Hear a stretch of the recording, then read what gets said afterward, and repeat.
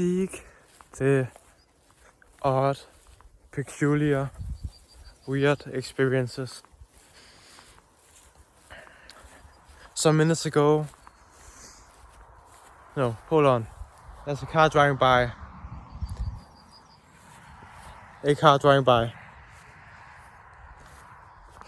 Do I seriously care about the views of the people or the opinions of the people in the car? Do I care about what they think about me as they see me, as they drive past? They see me walking in bare shoes because I've lost my shoes. Do they care? Do they really care? Alright, let's start with that. Do they care before we consider if their opinion matters? They look at you, they make an evaluation, commentation on what you're doing. They laugh at it, they make a joke, they say, what an asshole that guy is, what a weirdo. They have no context, really. They don't know why I'm doing it. They don't know how it feels.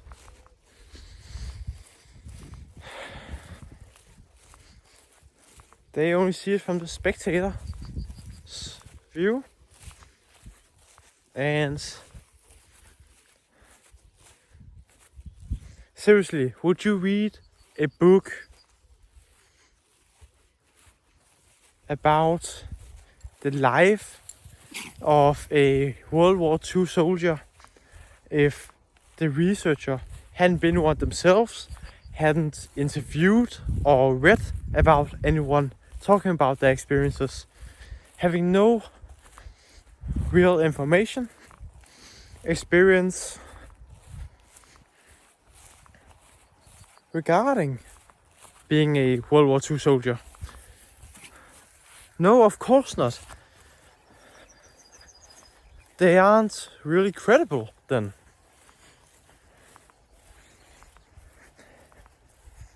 Their views about you aren't credible either.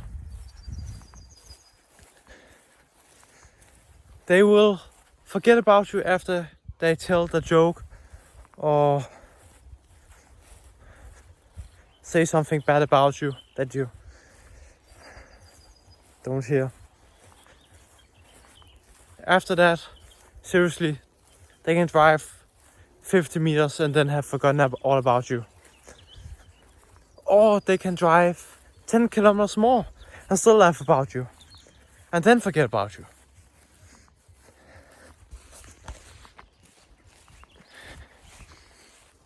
So they don't care that much. You care much more about their opinions on you, of you, than what they care about their own opinions of you. That's quite humbling and weird and hard to really understand and implement. They don't really care about you. They'll forget about you. If they care about you enough to form an opinion, then it won't be an opinion worth noting or giving any thought to.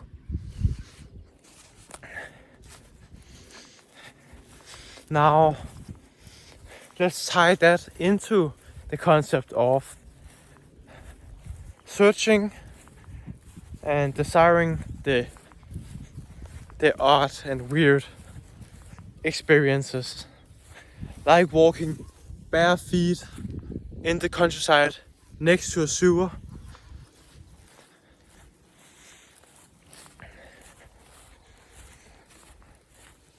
I felt around 10 minutes ago, I walked past a summer cottage where there was some young people, probably 20 years old, who were laughing and joking,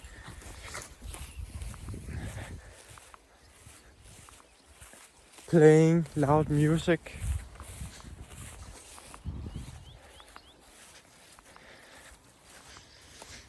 And drinking.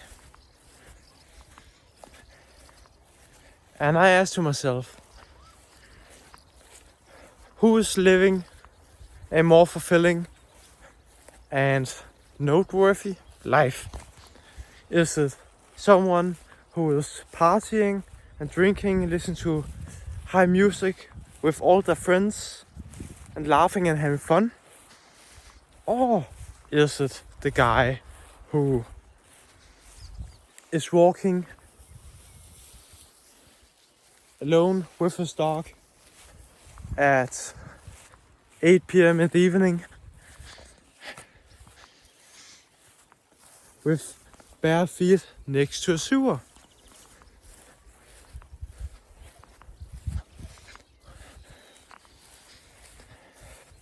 Well, I definitely know which person would get more frowns and raised eyebrows from. It would definitely be me.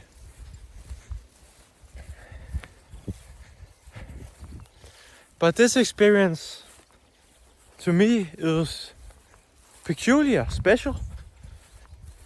I haven't done this before. Thanks to God and my dog. I haven't done this before.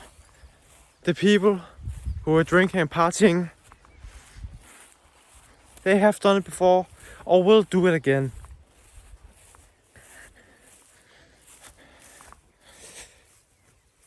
They will have more experiences that are similar to the one they're having at the moment. Now, will I have this experience again? There is a possibility if it's me, but likely not. It probably won't happen again. So, in that sense, you could say that I've attained more great experiences and a better life than them.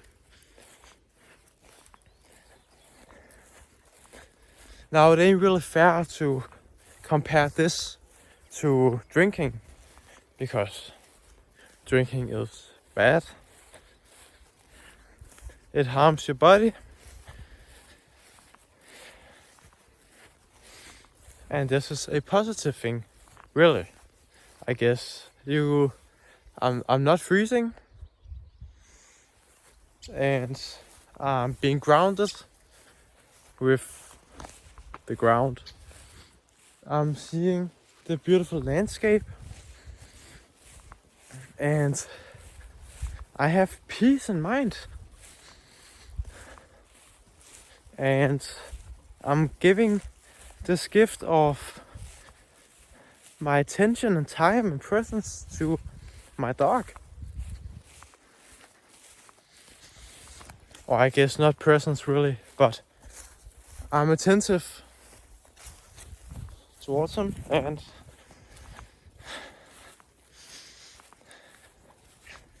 I'm doing this partly because of him, so he can be free and run around and live a good life.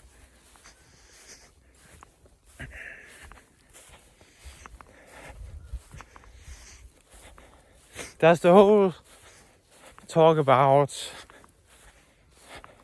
egocentricity and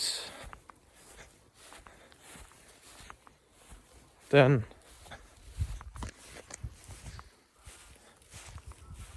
centricity towards others, having other people or creatures or things in the center of your life and thoughts rather than yourself. This is probably still egocentric because I'm mostly doing this to be creative and have a great experience.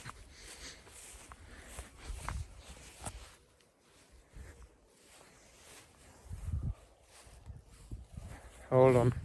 I just gotta look for my shoes. I left them somewhere around here. Oh, right dog. Yeah. Oh yeah, that's my shoes. Right there. Nice. My lovely shoes. So I walked over that part of the sewer. Yeah.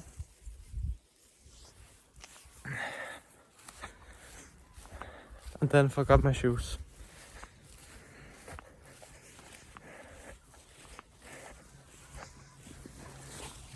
Doing the same thing, like drinking. We can call it the same thing as you just drink in different places and have different experiences revolving drinking. So let's say all drinking experiences are similar and blended into each other and still only really forms one story.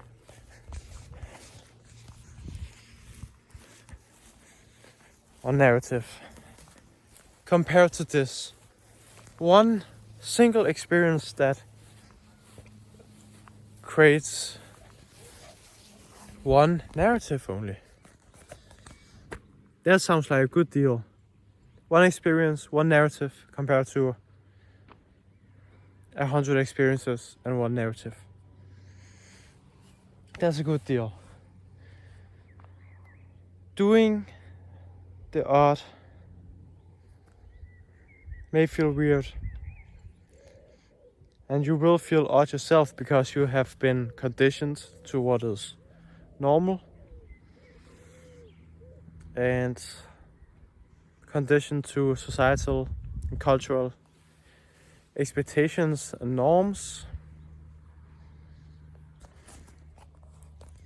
But surely nearly everyone who is having the experience that I'm having right now would feel some sense of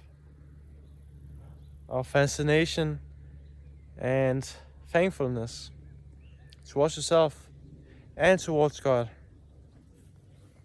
if you believe in God.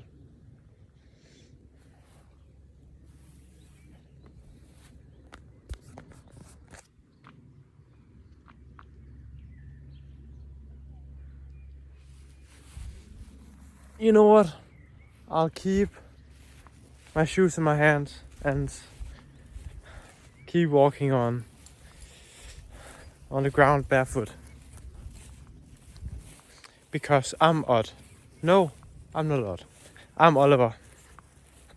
Don't label yourself. Have a great day.